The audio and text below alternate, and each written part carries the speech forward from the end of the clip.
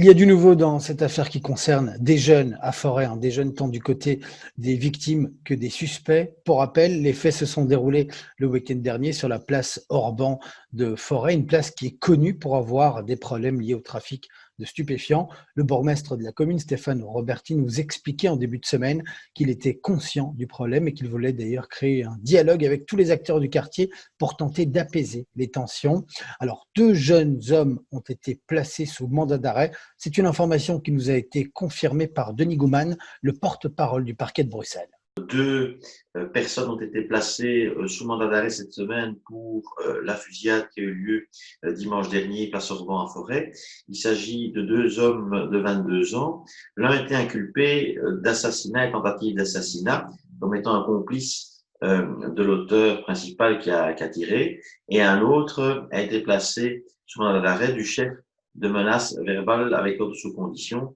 Il s'agit de faits, je dirais, connexes qui ont eu lieu antérieurement à la fusillade. Alors, il y a encore évidemment plusieurs devoirs d'enquête qui sont activement en cours pour appréhender les suspects, d'autres suspects, dont notamment le tireur qui aurait donc fait feu et tué une personne et blessé deux autres.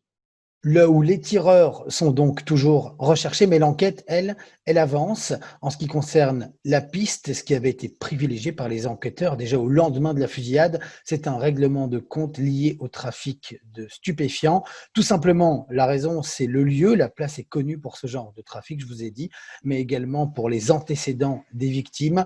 Denis Gouman nous confirme que cette piste est toujours privilégiée, même s'il reste prudent.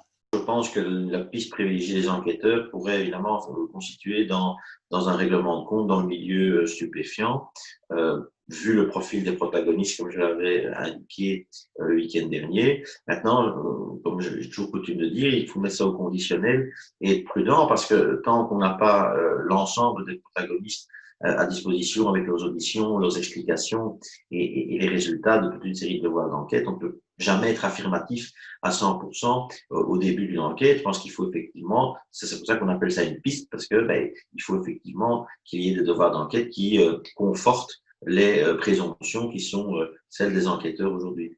Du côté de la commune de Forêt, le dialogue est déjà entamé. Hier avait lieu une réunion, une table ronde avec différents acteurs du quartier.